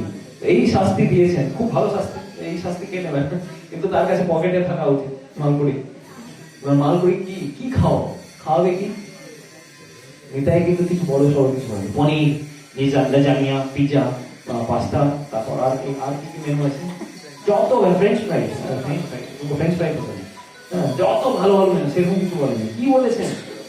যত সিম্পল খাওয়া যেত। চিড়ে আর পোলাও, ভারতবর্ষে চিড়ে যার বাড়িতে পেয়ে যাবে, চিড়ে একেবারে পড়ে থাকে বাড়িতে, পোকা এভাবে খাচ্ছে না খাচ্ছে কোনো যায় আসে না। প্রত্যেকের বাড়ি, মানে গরিবের কাছেও ধন থাকে যে চিড়ে থাকে সবার বাড়িতে, তাই না? খুব বড় জিনিস কি, এমন ধনী পরিবারের ব্যক্তিকে বলছে সিম্পল জিনিস খাও, কিন্তু সবাইকে কি করতে হবে? বৈষ্ণবদের সেবা করতে হবে। চৈতন্য মহাপ্রভু 3টে শিক্ষা দিয়েছেন, কি জানেন কেউ? কি বলুন? জীবে দয়া, জীবে দয়া, এটা জীবে দয়া কি? জীবের উপরে দয়া না করলে কি হবে? আত্মা চাইছে প্রভু, আত্মাকে কিভাবে আমি, আপনার ডিমান্ড হচ্ছে ওই এই জীবের দয়া না, প্রথম জীবের উপরে দয়া করা করুন আপনার, কিন্তু তার আগে হচ্ছে প্রথম বলো 3টে বলো।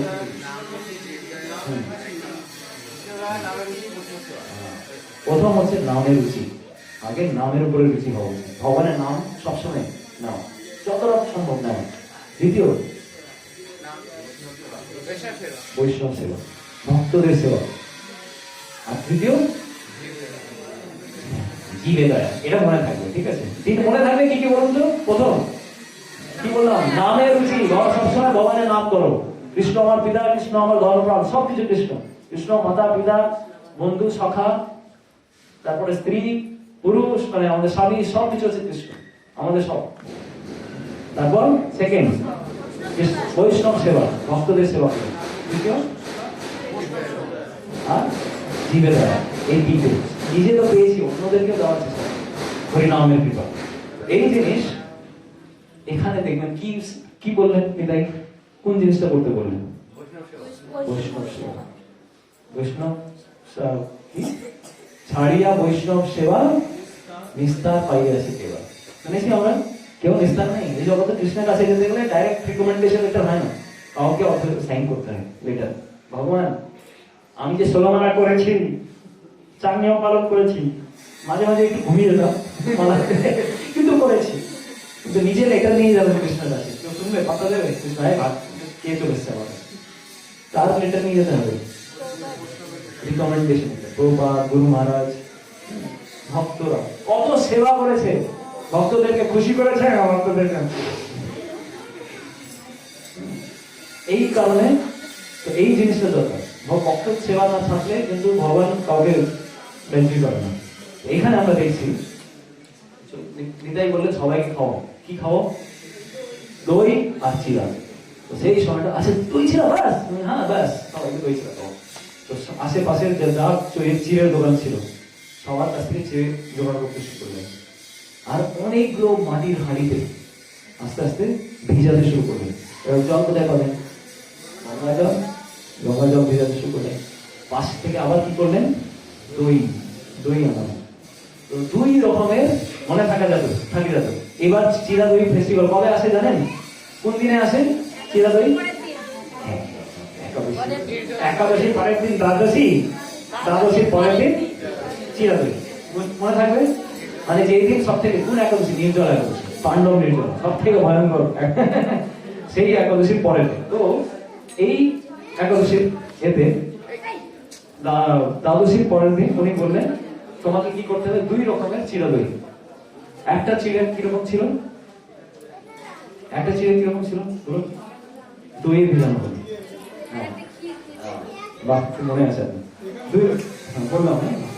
তো 2 জায়গায় চিড়াকে দই, প্রথম পার্টটা দই, দুধ, মিষ্টি, চিনি, কলা, এইভাবে, ঠিক আছে? আর দ্বিতীয়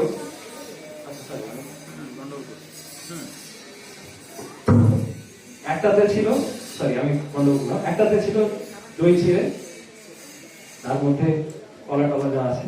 দ্বিতীয় ছিল ক্ষীর দিয়ে, কনডেন্স মিল্ক, গাঢ় দুধ, ঠিক আছে? তার সাথে চাপা কলা আর কপুর মিশিয়ে, এইরকম বর্ণনা আছে। এইভাবে সবাই। এবার যখনই খাবারের ব্যাপার আসবে তখন লোক বেড়ে যাবে, তখন তো বেড়ে যায়। আমাদের কিচেন ইনচার্জ কোথায় গেল? কিচেন ইনচার্জ কোথায়? প্রসাদ দিয়েছে, তো প্রসাদের ভাবতে, প্রসাদ সব থেকে বেশি ডাইনামিক। কাউন্ট 1 হবে, কই ও কাউন্ট একটা পেয়েছে, লোক সব চলে আসবে খাওয়া এবার এখানে তো ফিস্ট হচ্ছে, সবাই ইনভাইটেড, তো যত লোক ছিল তার থেকে বেশি লোক চলে এসেছে, আশেপাশের গ্রামের যতজন ছিল সবাই এসে চলে এসেছেন, সবাই বসে গেছেন ফিস্টে। আর সবাই এত জায়গা হয়ে গেল, এত লোক, মানে বসার জায়গা নেই। তো আমরা যেই জায়গায় এসেছিলাম, দেখবেন খেয়াল করবেন, যেই জায়গায় ছিলাম তার পাশে একটা ঘাট ছিল, সেই ঘাটের কাছে এই লীলাটা হয়েছে। সব কিন্তু হাতে দুটো দুটো 2 রকমের ভ্যারাইটি বললাম, এই দুটো ভ্যারাইটি হাড়ি নিয়ে বসেছেন, আর বসে সব খেতে শুরু করেছে। কিন্তু খাওয়ার আগে একটু স্টপ, সবাই কিন্তু ওয়েট করছে, কি ব্যাপার, কি হলো। তৎক্ষণাৎ একটা স্পেশাল ঘটনা ঘটে, কেউ কিন্তু বুঝতে পারছে না নিতাই কিন্তু অন্যরকম একটা অ্যাক্টিভিটি করছে। কি ব্যাপার, নিতাই কি করছে?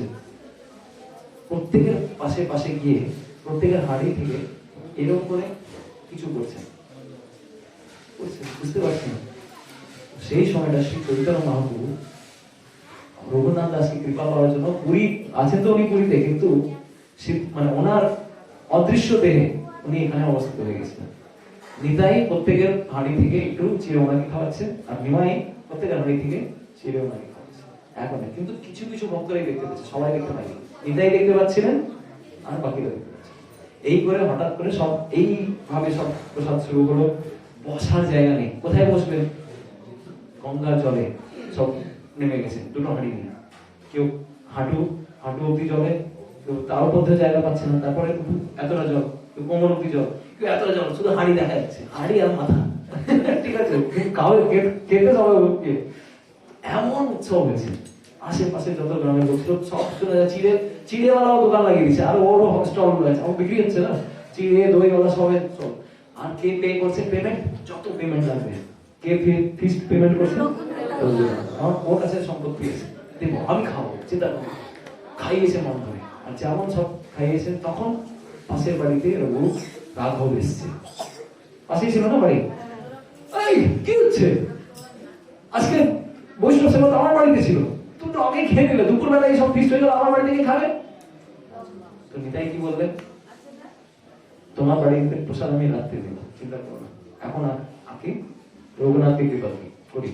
তো সবাই কিন্তু গল শোনার মতো খেতে শুরু করেছে, দমাদম খেয়ে আজকে এত সব হরি বল দিতে শুরু করে। আর নিতাই বলছেন সবাই কিন্তু প্রার্থনা করো, কৃপা করো, কার উপরে? রঘুনাথের উপরে, যাতে তাড়াতাড়ি মহাপ্রভু কৃপা পেতে পারে। হরি বৈষ্ণব ছিল, এবার খাওয়ালে কি হবে? বৈষ্ণবটা খুশি। আর কি খাইয়েছে? সিম্পল জিনিস, চিড়ে পোলাও, সরি না চিড়ে পোলাও, চিড়ে আর দই চিড়ে, এই সিম্পল জিনিস খেয়ে সবাই সন্তুষ্ট। আর সেই রাত্রে উনি আবার কার বাড়ি গেলেন? রাঘবের বাড়ি, সেখানে প্রসাদ নিলেন। পরের দিন সকালে রঘুনাথ একটা জায়গায় নিতাইকে দেখেছে, নিতাইয়ের কাছে এসে নিত্যানন্দ প্রভুর কাছে এসে বলছেন, নিত্যানন্দ প্রভু আমার উপরে কৃপা করুন, আমি তো চাইছি এই বন্ধন থেকে বেরোতে, আমি চাইছি মহাপ্রভু এই হরে কৃষ্ণ আন্দোলনে সহযোগিতা করতে, যোগ করতে, কিন্তু আমি কিছু কোনো মতেই পারছি না। নিতাই বললেন, চিন্তা করো না, তোমার উপরে মহাপ্রভু কৃপা হয়ে গেছে, খুব শিগগিরই তুমি এই বাড়ির বন্ধন থেকে বেরিয়ে যেতে পারবে। আর বেরিয়ে ঠিক মহাপ্রভুর কাছে তোমাকে কিছুদিনের মধ্যে মহাপ্রভু নিজে স্বরূপ দামোদরের সংরক্ষণে তোমাকে রাখবেন। ঠিক আছে? স্বরূপ দামোদর কে ছিলেন? ললিতা না বিশাখা? কে আছে? ললিতা। ওনার সংরক্ষণে তোমাকে রাখা হবে, ঠিক তাই তো? এইভাবে বৈষ্ণবদেরকে যেহেতু উনি কি করেছিলেন? সেবা করেছিলেন। কৃপা কার কাছে পেলেন? ভক্তদের কাছে। ভক্তরা যখন প্রার্থনা করবে আমাদের জন্য, তখন ঠিক আমাদের কোনো আশা আছে। এই কৃপা নিয়ে বাড়ি চলে এসছেন, এবার আবার ভাবছেন বাড়ি পালাবো, পালাতে আর পারছেন। একদিন হঠাৎ একটা স্পেশাল, তারপর থেকে উনি কি করলেন? বাড়ির বাইরে শুতে শুরু করলেন। বাড়ির ভেতরে শুভ না, বাইরে শুভ। তো পাশে কি থাকে? প্রত্যেক গ্রামে একটা কি থাকবে? কোন মন্দির থাকবে? কৃষ্ণের মন্দির থাকে পশ্চিমবঙ্গে, শিব মন্দির থাকে, দুর্গা মন্দির থাকে, দুর্গা মণ্ডপ থাকে। দুর্গা মণ্ডপে উনি ঘুমাতে শুরু করলেন, দুর্গা মণ্ডপে ঘুমাতেন, বাড়িতে আর থাকতেন না। আর বাবা তো সবসময় এই বেটা পালিয়ে আমার সম্পত্তির কি হবে? আছে বৈষ্ণব, কিন্তু ভাবছে কি টাকা পয়সা। এইরকম বৈষ্ণব। মহাপ্রভু বলছে তোমার বাবা মা বৈষ্ণব না, হচ্ছে মশরুমে ভেজাল ভেজাল আছে, ওদের বিষয় আছে, বিষয় বিষয় বলে উনি গণনা করেছিলেন। কিন্তু লাস্টে একদিন একটা সুযোগ পেয়েছেন, ওনার বাড়ির বিগ্রহ যে সেবা করতেন যদুনন্দন আচার্য, তো ওই আচার্য মানে ওনার আন্ডারে একজন পুরোহিত ছিল, সে পুরোহিত ভেঙে পালিয়ে গেছে। প্রায় হয় ইস্কন মন্দিরে ভক্তরা চলে যায়, কিচেন থেকে চলে যায়, বা যে কোনো সেবা পেশেন্ট বাড়ির কাজ থাকে বা কিছু থাকে, সে ব্রাহ্মণ চলে যাচ্ছিল। তো এবার যদুনন্দন গিয়ে বলছেন, আরে রঘুনাথ, তাকে ডেকে আমার পুরোহিত চলে গেলে কে সেবা করবে? রঘুনাথ বলছে, হ্যাঁ ঠিক, আমি যাবো এবার। এটা হচ্ছে রাত্রিবেলার ঘটনা। রাত্রিবেলা উনি বলছেন যে আমি চলে যাবো। রঘুনাথ ঠিক বুদ্ধি হয়েছে, আচ্ছা ঠিক আছে, আমি এখনই যাচ্ছি। কাকে আমি মানিয়ে নিয়ে আসবো? সেই ব্রাহ্মণটাকে, যাতে পুজোতে আবার লাগাতে হবে। তো গুরুদেবকে বললেন যদুনন্দনকে, আমি যাচ্ছি। সেই বাহানাতে কোথাও দায়া দেখা না বায়া দেখা, একদম সিধা, রাইট লেফট কুছ নেই। আর ওই সময়টা আরেকটা জিনিস, ওনার যে সিকিউরিটি গার্ড ছিল 10-12 জন সবসময় গার্ড দিত, কেউ যেন পালিয়ে না যায়, সব কিন্তু ঘুমাচ্ছিল। আর যেহেতু গুরু মহারাজের কাছে গেছে, ওনার গুরু মানে বাড়ির গুরু ছিলেন যদুনন্দন, তো ওরা ভাবছে তো বাড়ির লোকের কাছে গেছে, আর কি শেষ ওটা ঘুমিয়েও গেছে, আর সিকিউরিটিও ছিল না। এই যে পেয়েছে বাস পালিয়ে। আর সেই সময়টা পুরী যাওয়ার জন্য একটা পার্টি যাচ্ছিল। আমরা বললাম প্রতি বছর কি চতুর্মাসের সময় পার্টি যেত, শিবানন্দ সেন নিয়ে যেতেন এই যাত্রাতে, 4 মাসের যাত্রা। ওই শিবানন্দ সেন কি করলেন, পার্টি নিয়ে যাচ্ছেন। এবার ইনি ভাবেন, যদি আমি ওই পার্টিতে যোগ দিই তাহলে কি প্রবলেম হবে, পুজো তো ধরে নেবে, আমার বাবা কয়েকজনকে পাঠাবে ধরে নেবে, সেই জন্য আমি অন্য রাস্তা দিয়ে যাবো। খুব রিস্কি রাস্তা নিয়ে এমন দৌড়ালেন, প্রতিদিন 50 কিলোমিটার, 40 থেকে 50 কিলোমিটার হাঁটতেন, দৌড়াতেন।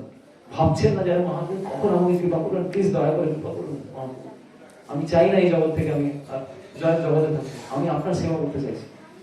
এই মনোভাব নিয়ে ছুট দিয়েছেন। আর ছুট দিয়ে ঠিক কতদিনে পৌঁছেছেন, কোনোদিন খাবার পাচ্ছেন, কোনোদিন পাচ্ছেন না, কোনোদিন কারো বাড়িতে গোশালা, সেই কারো খাটালে গিয়ে ঘুমাচ্ছেন, কোনো খাতা বলার কোনো সিন নেই।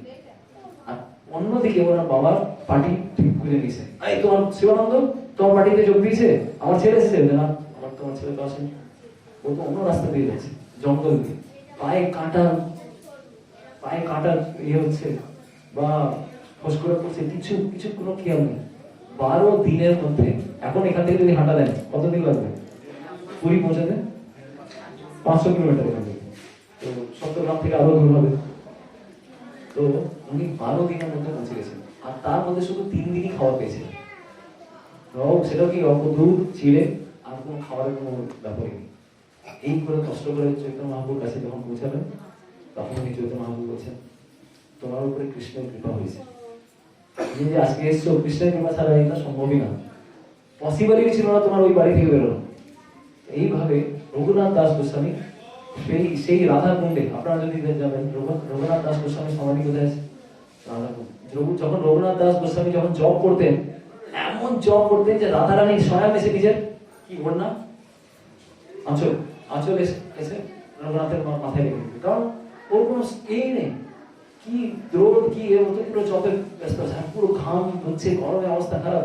রাধারানী ভাবছে যে এত সুন্দর ঘড়ি কাম করছে, এর উপরে যাতে রোদ না লেগে যায়, রাধারানীর ঘাম ছুটছে, আর সে নিজের মানে ছায়া দিচ্ছে কার উপরে?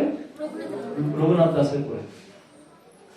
আর সেই কথাতে রূপ আর সনাতন এরা তো সাধারণ লোক না, ওরা দেখতে পেয়েছে একজন মেয়ে এসে, এই তো সাধারণ মেয়ে না, কে হতে পারে? রাধারানী সেবা করে যাচ্ছে। রঘুনাথ বলল, তুমি একটা ভজন কুটির করো নিজের জন্য। কি ভজন করছো? তুমি কৃষ্ণের কি সেবা করবে? রাধারানী তোমার এসে সেবা করে যাচ্ছে। আমরা ওদের সেবা করার জন্য না, ওরা আমাদের সেবা করবে। আমরা কি বলি, ভগবান আমার যাতে একটু ভালো বাড়ি হোক, আমার ছেলে যাতে ক্লাস 12 খুব ভালো রেজাল্ট, বা আমার বাড়িতে খুব ভালো চাকর পাকড়, ভালো একটা সুন্দর একটা ইয়ে হোক, বাস এই জিনিসটা চাই ভগবান, আমি যা ভক্তি করেছি শুধু এই জিনিসটা চাই। কিন্তু এখানে আমাদেরকে কি শেখানো হচ্ছে?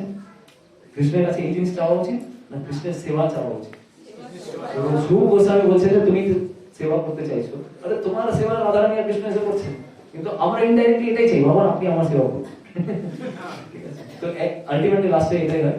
তারপরে আবার কি একসময় দেখছে যে রঘুনাথ দাস বৃন্দাবনে ভজন করছে, এমন ভজন, রাধাকুণ্ড শ্যামকুণ্ডের কাছে উনি কুটি বানিয়ে জপ করতেন।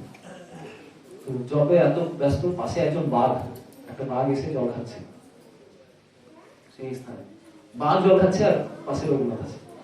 আর সেই সময় একটা ছেলে এলো, শ্যাম বর্ণের ছেলে, হাতে লাঠি, এই, পালা এখান থেকে। লাঠি দিয়ে কাকে দাঁড়িয়েছে? বাঘকে দাঁড়িয়েছে। আর সেই বাঘ শেষে, মানে বাঘ তো পালালো, হুট গোস্বামী দেখছে বলে কৃষ্ণ এসে বাঘ তাড়াচ্ছে তোমার জন্য, এই কিরকম ভজন করছো তুমি? লাস্টে ওনার জন্য আলাদা করে একটা ভজন বই তৈরি করা হলো। এখনো যদি যান রাধা কুণ্ডের পাশে সমাধি আছে তার, রঘুনাথ দাস। তো সেই রঘুনাথ দাস আমাদেরকে ডিট্যাচমেন্ট শিখিয়েছেন, বৈরাগ্য বিদ্যা যিনি শেখান। কেন? মহাপুর ভক্তগণে বৈরাগ্য প্রধান, যাহা দেখি খুশি হন গৌর ভগবান। ঠিক আছে, মনে থাকবে, মহাপুর ভক্তগণে বৈরাগ্য প্রধান। সেই বৈরাগ্যর সব থেকে চরম হচ্ছেন কে? শ্রী রঘুনাথ দাস। আর কোথায় সেবা, কোথায় সেই কৃপাটা পেয়েছে? বৈরাগ্য প্রধান কোথায় সেবা পেয়েছেন? এই পানিহাটি ধাম। এই সব চর্চা করা হবে পরে, যখন বেদ লেখা হবে তখন এগুলো সব বেদ ব্যাস সব এগুলো সব কাহিনী বলবে, যেটা আজকে আপনারা এসে শুনছেন। আমরা খুব সাধারণ জায়গায় আসেনি, আমাদের খুব অগাধ কৃপা আছে। নিত্যানন্দ প্রভুর দুটো লীলা আমরা শুনলাম, রাঘব ভবনে আর এই স্থানে। এই দুটো লীলা এখানে এই স্থানে হয়েছে। তো এই পাশে দেখবেন একটা শিবের, আগে এই জায়গাটা অন্য, আমরা বললাম অন্য জায়গা থেকে পাওয়া হয়েছে। এখানে মানে জগদ্ধাত্রী মন্দির, জগদ্ধাত্রী মন্দির তখন এই ট্রাস্টের জায়গা আছে, কিন্তু ভাগ্যক্রমে আমরা এই জায়গা পেয়েছি শ্রী শ্রীমদ ভক্তিচারী স্বামী মহারাজের মানে কৃপাতে। উনি খুব চেষ্টা করেছিলেন এখানে একটা মন্দির হোক, ওনার কৃপাতে আর প্রভুপাদের কৃপাতে এই স্থান পাওয়া গেছে। সাধারণ স্থান না, এখান থেকে 50 মিটার, ভাবতে পারছেন সেই জায়গায় সব ঘটনা ঘটেছে। আমরা খুব ভাগ্যশালী এখানে আমরা এসেছি। হরি বল, শ্রী রাঘব পণ্ডিত কি, শ্রী শ্রী চৈতন্য মহাপ্রভু কি, শ্রী নিত্যানন্দ প্রভু কি।